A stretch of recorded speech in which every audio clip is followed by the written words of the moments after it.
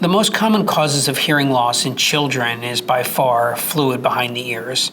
So they don't have good eustachian tube functions. The eustachian tube is the little tube that connects the back of the nose to the ear, and that's the tube you use to clear your ear when you're descending in an airplane or when you're driving down from the mountains and you blow, you swallow, your pop. That tube in children doesn't work very well, and then they develop fluid behind their ear, and it literally keeps the eardrum from vibrating effectively when sound hits it. So that's the most common in children. The most common cause in younger people or middle-aged people is cerumen impaction. Basically, wax is stuck in their ear and is obstructing their ear.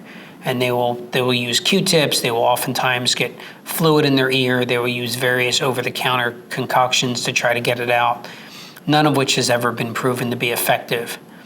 And so that's the most common cause in middle-aged and younger people. In older people, by far, it is what we call presbycusis, which is hearing loss of aging. And that just means as we age, the cells that control the high frequencies, which are the trebles, begin to deteriorate. Those cells are very sensitive and very fragile, and they begin to deteriorate. And there's also a cumulative effect of any noise exposure that you've had in the past. So if you have noise exposure and you damage your ears at the age of 20, 30, 40, 50, and you keep adding 5 dB of hearing loss from those cumulative noise exposures, that loss is additive.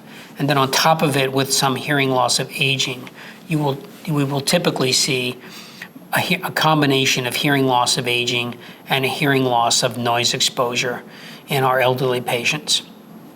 We are seeing some surprising trends, though, in that we're seeing more noise-induced hearing loss in younger people, and that's very different than what we used to see. Typically, most hearing loss was industrial and military hearing loss back in the old days before OSHA made people wear headphones and they worked in, or headsets, and they worked in machine shops or various plants. Now we're seeing more noise-induced hearing loss in younger people, probably a result of headphones and music.